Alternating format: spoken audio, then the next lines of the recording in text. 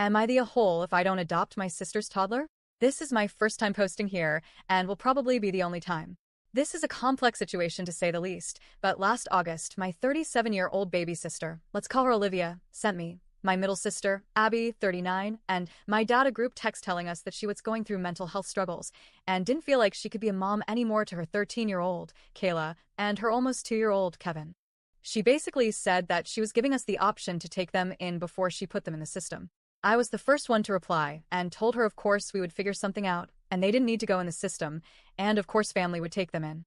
Long story short, I took in Kayla and Abby took in Kevin.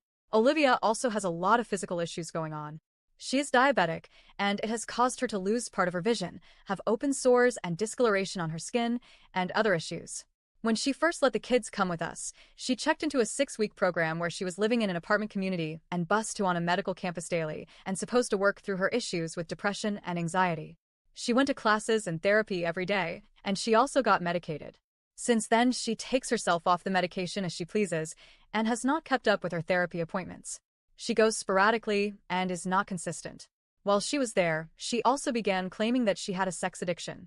Abby and I tend to think she only went through the 6-week program because they provided her housing after she was evicted from where she was living in her hometown. Skipping through a lot of complex issues, Olivia and Abby still live in the same town. I live about 4 hours away with Kayla, but basically Olivia would get upset with Abby about some minor infraction. They would argue, and Olivia would take Kevin back until the next time she felt she was a danger to him. She has not done this with me because we live further away, and the one time that she mentioned she could get her daughter back, I told her I'm not playing that game with her. When Kayla came to live with us, she had been homeschooled for 7th grade, so she sat at home and did nothing. She was very behind in her studies, and she still has a lot of gaps. However, she now goes to school consistently. I have had her in therapy ever since she got here. I got her involved in the school chorus and in sports and other activities to help her deal with her own depression and anxiety. Kayla misses her mom and her brother dearly, and she does not like being here. I feel like she definitely wants me to know that she is unhappy here, and she often tries to pit her mother against me in some fashion or another. My own story is very similar to hers, and that I had to leave home at 13 to go live with a relative, and there are lots of similarities that we've gone through, but this does not seem to have resonated with Kayla. She and her mom often behave as sisters who are banding together against me, as if I am the stepmother who is keeping them apart. For deeper context, Olivia has previously done some pretty outlandish things. She dropped Kayla off and a relative's home without making sure anyone was there and told her that she didn't want her after some talking back. She also slapped Kayla on the face after some back talk. Olivia also has gone through an entire process to bring over her husband, Xavier, from an African nation after dating online for several years.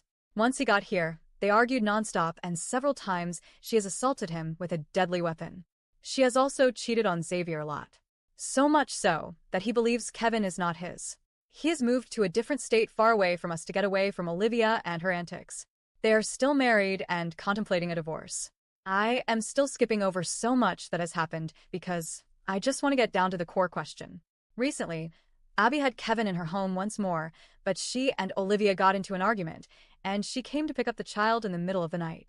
They have since blocked each other and are no longer speaking. Olivia messaged me yesterday and said that she doesn't think she can do it with Kevin anymore and she doesn't have any help and she is probably going to give him to his father.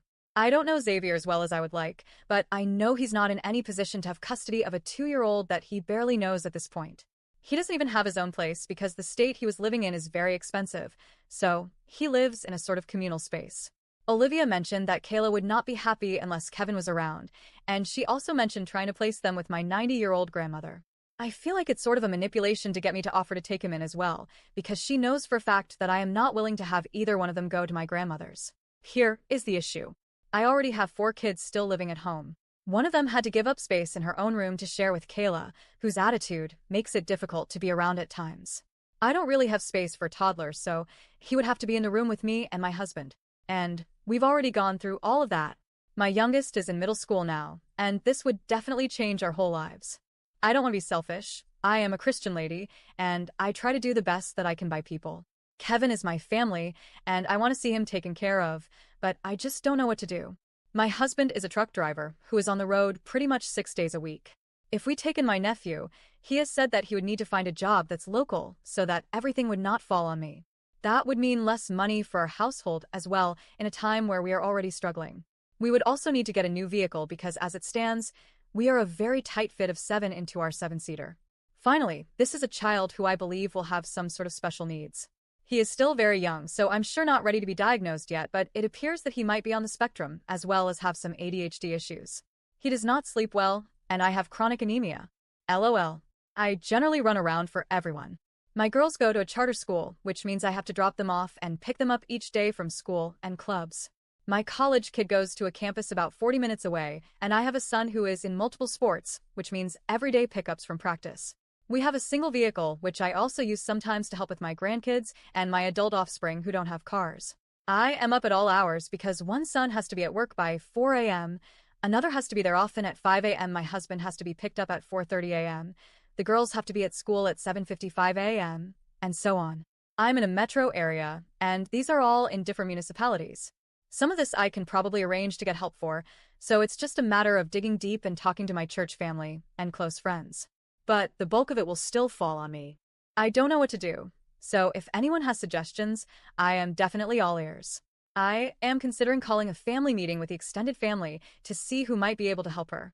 I hope I was clear enough, but I'm just trying to see am I the whole if I don't take Kevin in right now. Edited to add. Asterisk my adult kids do drive, but not all of them have cars. They live about 7 minutes away from me and help sometimes with mine that are still at home. Sometimes they use Uber, and sometimes I help with rides. Asterisk Kayla's dad is a drug addict who has recently landed himself in jail, so he can't help right now. Asterisk my kids are not neglected in any of this. They still participate in all the activities they did before, we still support them in their extracurriculars, they still hang right up under me as they always have, and we talk a lot. I make time for them to spend with friends without Kayla, as well as with me. The current situation with Kayla is definitely a strain, of course, as I have a house full of teenagers. But it's not impossible,